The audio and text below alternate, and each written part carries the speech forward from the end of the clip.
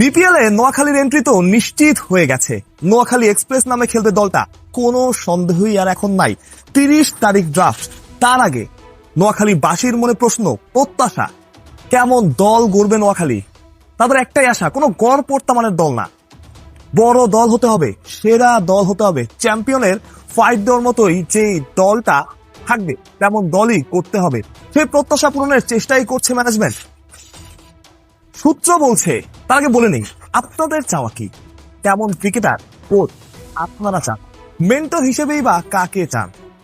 সূত্র বলছে বেশ কজন নামী ক্রিকেটারের সাথে কথা বলছে নোয়াখালী, এবং সেটা হবে আপনাদের পছন্দ মতোই, অর্থাৎ ভালো লাগবে এমন নামই দলে ফেরানোর চেষ্টা করছে ফ্র্যাঞ্চাইজিটা। যদিও খুব অল্প সময়, তবে ইতিমধ্যে তারা দেশের তো বটেই দুনিয়ার অনেক বড় নামের সাথে কথা বলা শুরু করে দিয়েছে।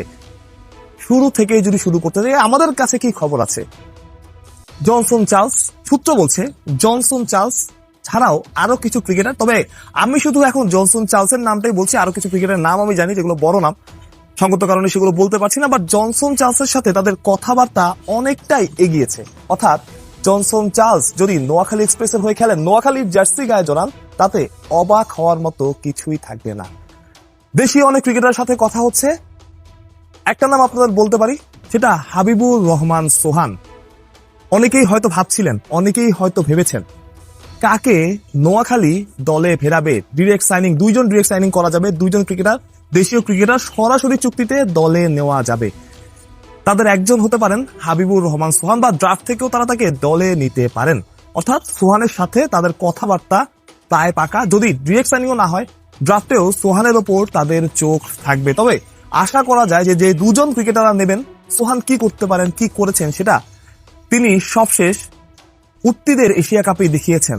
এমন সলিড হিটিং, এমন বিস্টের পাওয়ার বাংলাদেশি কজন ক্রিকেটার আছে সেটা হয়তো চাইলেই মনে করা সম্ভব না, বা বলে দেওয়া সম্ভব না।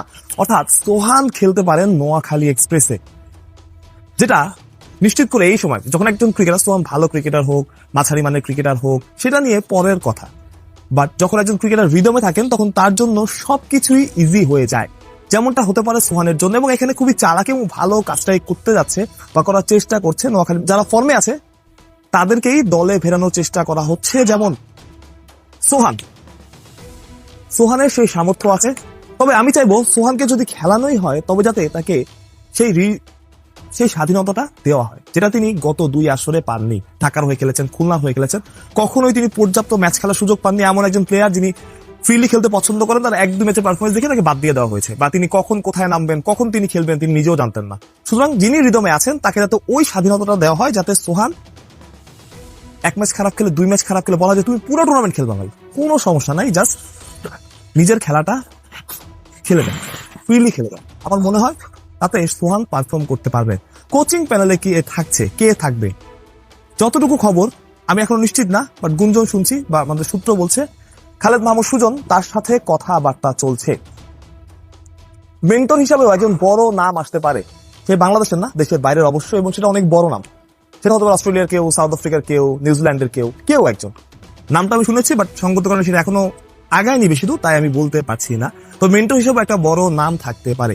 এই ছিল নোয়াখালী এক্সপ্রেসের সবশেষ আপডেট। আশা করা যায় বড় একটা দলই গড়বে নোয়াখালী। অনেক নেগেটিভ আলোচনা তো হয়, আমরা করি, তো একটু পজিটিভলি চিন্তা করি। নোয়াখালী যদি বড় দল হয়, নোয়াখালী অনেক বড় ফ্যান পেজ আছে, নোয়াখালীর মানুষজন নোয়াখালীকে যতটা ওন করে সেটা আসলেই প্রশংসনীয়। নোয়াখালী অনেক বড় একটা ফ্যান পেজ পাবে, সেটার জন্য তাকে ভালো দল করতে হবে, ভালো না শুধু চ্যাম্পিয়ন হওয়ার মতো দলটাই করতে হবে।